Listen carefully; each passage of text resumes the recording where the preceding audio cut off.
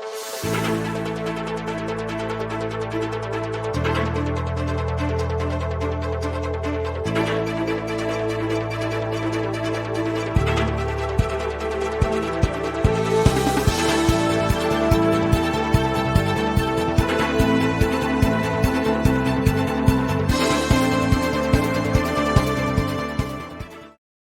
रुकेगी ये हैवानियत ऐसे, क्यों नज़रों को झुकाए खड़ी हो।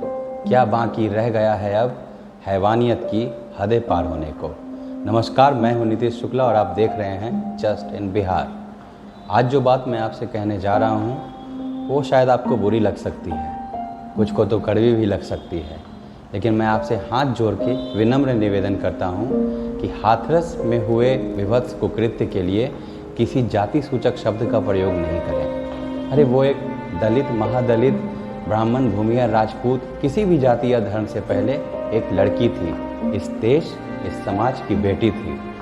हम अपने निजी स्वार्थ के लिए किसी जाति की सीढ़ियां बनाकर खुद के आगे निकलने की होड़ में पूरे देश में आग लगा देते हैं, इस समाज में घृणा फैला देते हैं। आखिर क्यों? हाथरस की घटना बेहद दर्दनाक है, बेहद मार्मिक है। उन आरोपियों को जो भी सज़ा दी जाए वो कम होगी, पर क्या आपने सोचा है कि हमने अपने इस देश और समाज के लिए ऐसा क्या किया है जिससे ऐसी घटनाएं कभी दोबारा ना हो? सोचा है कभी?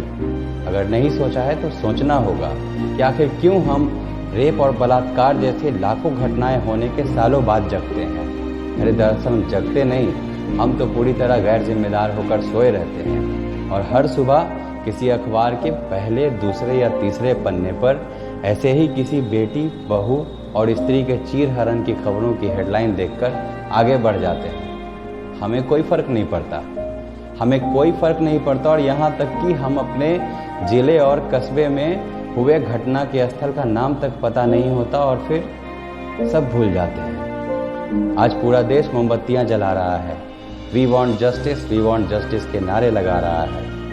पर क्यों?